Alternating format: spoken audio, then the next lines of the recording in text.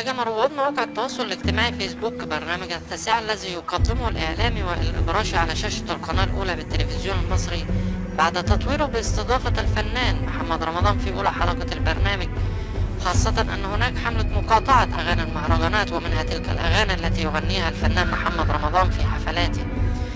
وأيضا بسبب حملات المقاطعة التي دشنها البعض ضده بسبب أزمته الأخيرة مع الطيار أشرف أبو اليسر. واعتبر رواد مواقع التواصل الاجتماعي أن استضافة الفنان محمد رمضان على شاشة التلفزيون المصري تحدي لرغبة الناس التي ترغب في تطهير الذوق العام من الأغاني والألفاظ الهابطة والمسيئة. وقال بعض مستخدمي مواقع التواصل نداء إلى مسؤولي التلفزيون المصري انقذوا إعلامنا الوطني من تحدي الشعب. تجرى حاليا على السوشيال ميديا حملة مقاطعة التلفزيون المصري بسبب استضافة محمد رمضان على الشاشة. وقال أحد المشاركين ضمن حملة الجروب الرسمي لحملة خليها تنضف ضد محمد رمضان: الإعلام سبب كل ما يحدث الآن، واللعنة على من تضامن في ضياع أخلاق جيل كامل. وردا على استضافة محمد رمضان قال حسين زين رئيس الهيئة الوطنية للإعلام في تصريحات خاصة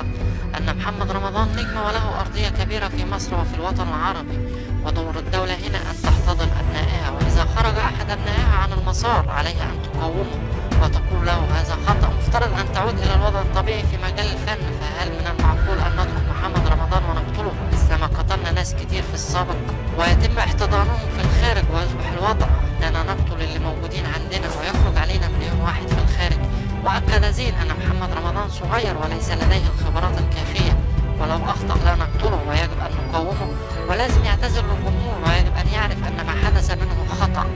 فإن مقاطعة محمد رمضان